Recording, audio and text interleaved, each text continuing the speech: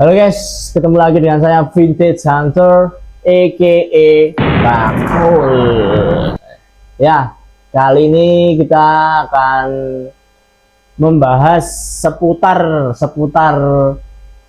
tips and trick ya. Tips and trick ketika kita berburu di rosok atau di pasar kritikan ya, pasar kritikan ya.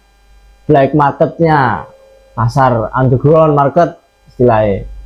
Kita akan berbagi ya, saya berbagi tips and trick bagi kalian yang mau usaha seperti saya, usaha jual beli barang-barang bekas, barang-barang vintage yang harga jualnya tinggi lah. Nah, di sini saya akan berikan tips and triknya biar kalian semua bisa berjualan barang-barang vintage dan barang-barang bekas elektronik yang menghasilkan banyak uang dengan modal receh.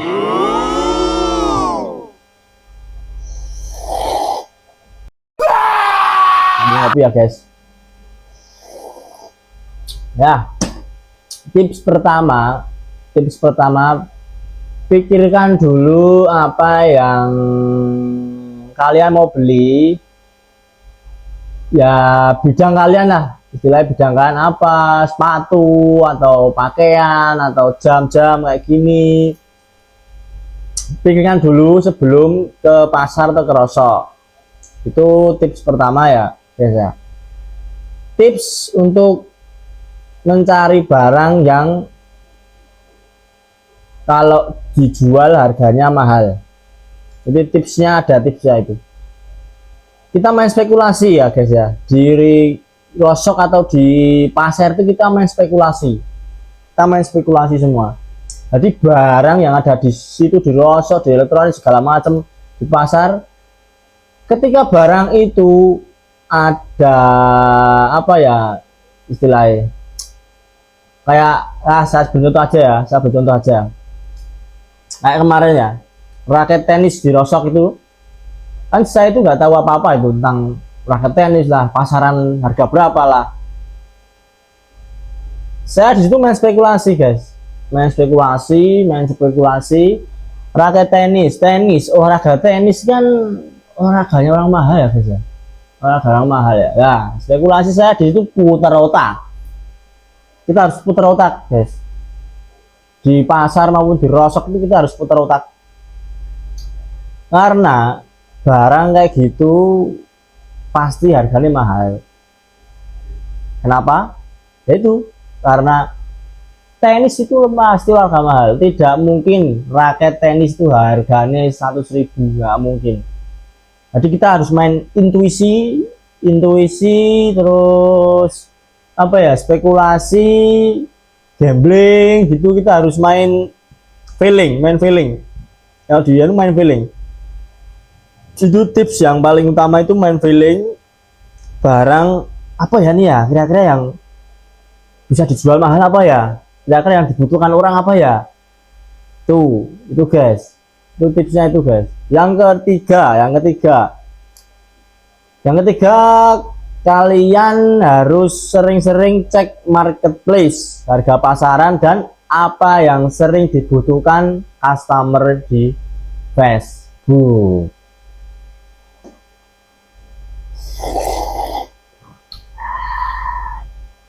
Ya, contoh aja ya. Dulu itu saya jualan kompor, cepet banget laku nih guys. Kompor itu kan perabotan rumah tangga lah, perabotan rumah tangga kan cepet laku nih guys. Ya kan? Ya, kompor kayak magicom, setrika, catokan rambut itu cepet laku nih guys. Karena apa? Banyak yang cari. Itu dulu aku jual itu setrika, elektronik bekas itu. Terus aku sempet jualan dulu pertama jam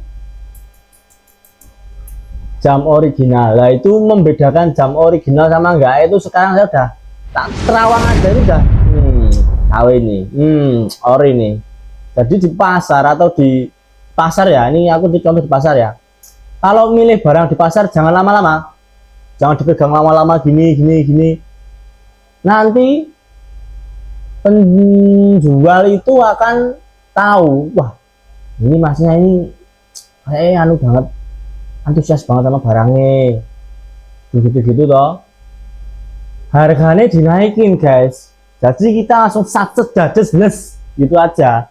Kalau di pasar tuh spekulasi ya, kalau yang udah level-level hunter vintage hunter yang level atas tuh di tonton gini di Terawang, ori berapa nih om, gini tawar jebret paruh harga, deal ambil.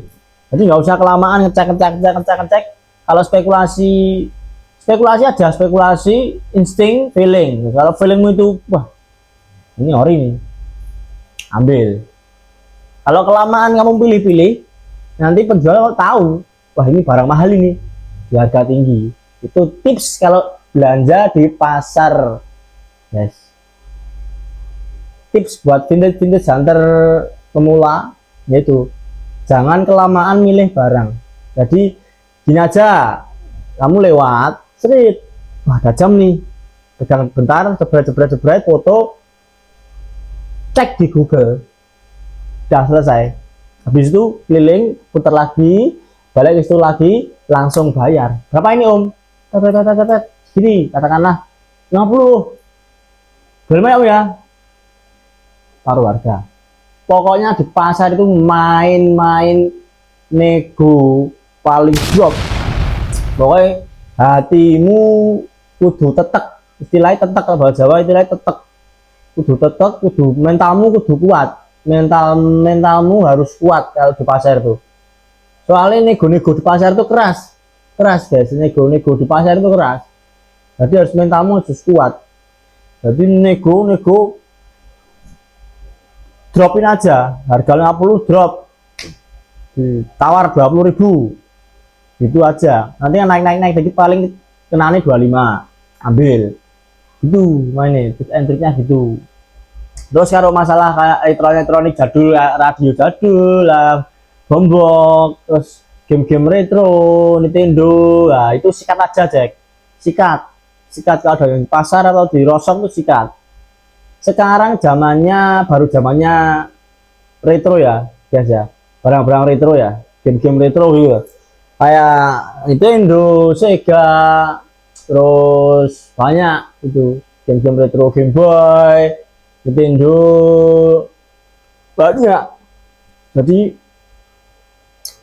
di pasar atau di rosok itu kita main insting dan feeling, spekulasi, tiga itu, insting, feeling, spekulasi, gambling. Nah itu tips and triknya itu guys. Jadi kita apa ya, kira-kira yang dibutuhkan orang-orang itu apa ya, biar cepet laku nih gitu. Kalau barang vintage kan agak sabar ya guys ya, barang vintage kan agak sabar, soal itu menjurus ke kolektor kalau jualnya. Jadi kamu ke pasar aja bawa modal 100.000, kamu pilih-pilih barang yang sekiranya harga jualnya tinggi, bisa untung jutaan guys, terbukti. Ini buat yang pengangguran, susah cari kerja, stres, bisnis itu aja, cuan pelan-pelan dari nol, nyari relasi, nyari koneksi, minta nomor WA-nya penjualnya, gini, kalau ada barang ini kabarin saya om ya, nah gitu.